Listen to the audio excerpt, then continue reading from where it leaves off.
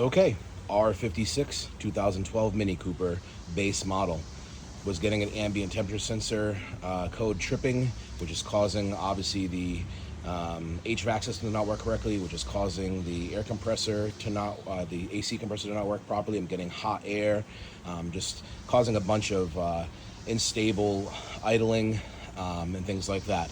So ambient temperature sensor does a lot more for your vehicle in most cars than what you think it does. It doesn't just tell you what the outside temperature is. It actually controls everything that your car does, from idle to air conditioner, from cabin temperature, and things like that. If you're getting rough idles and you are having some issues with your AC, you keep recharging it, it's not leaking AC refrigerant, but you're getting hot air after a couple days or even right away in my case, and this AC system is just filling up with hot air, then you most likely are suffering from a bad air ambient temperature sensor, or in my case, a completely missing one.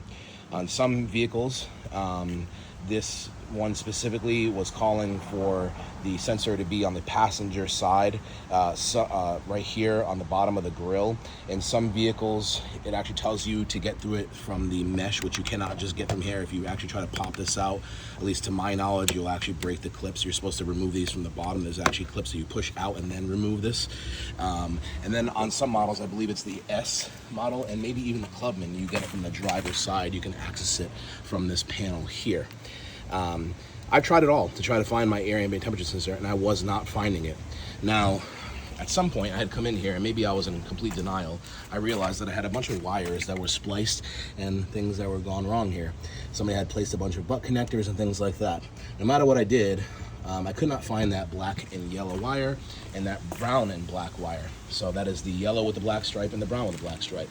So I was like, you know what, when all else fails, let's look up some wiring schematics.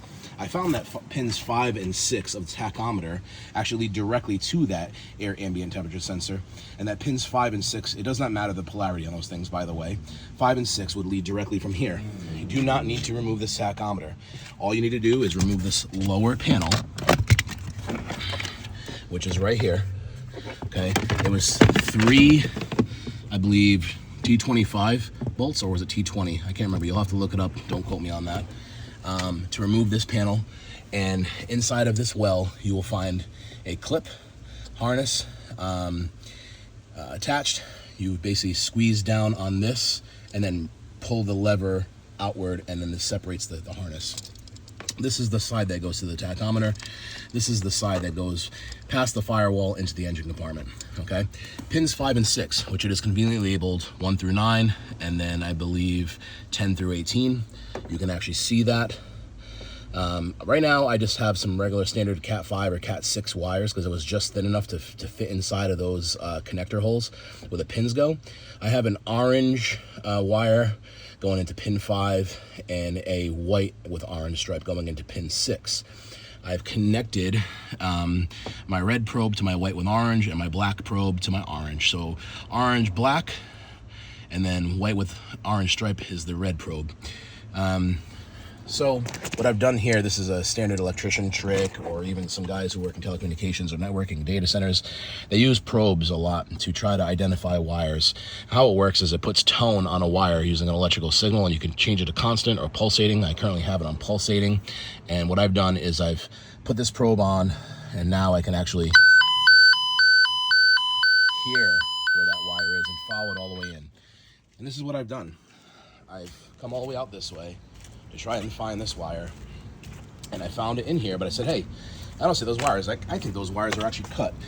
And sure enough, when I peeled back all this electrical tape, look what I found. I found my black with yellow stripe, or yellow with black stripe, and then I found my brown with black stripe, cut and taped, hidden inside the harness. I'm going to splice on, don't mind the crazy people in my neighborhood doing burnouts. I'm going to splice this back, attach new wires on, run this all the way down to the bumper where it's supposed to go on this one. On the passenger side, there's actually a notch out on this bumper that I've removed, and it actually plugs directly, slides into here, clips in, I believe. And that is how you get the proper outside ambient temperature reading, so your car knows what to do with idle and cabin temperature and all things like that. So again, we'll splice on, attach and put the ambient temperature sensor on and call it a day. So hopefully that will stop us from getting hot air in the cabin and hot air inside the AC system, even though I recharge it and see no leaks. Hopefully that fixes our idle issues that we've been having, unstable idle, improper response to the accelerator, lowered horsepower. Your air ambient temperature sensor does a lot more than you think it does. It doesn't just conveniently tell you, oh, well, it's 98 degrees outside today. Well, no, it actually controls a lot more. It tells your computer what it needs to be doing and what temperatures. And it also tells your computer, for your convenience, what temperature it is outside, so it knows how to keep you cool inside the car. But more importantly, how to properly keep your car running at the proper temperatures and things like that, and how to properly accelerate. So again, think twice and be nice. God bless.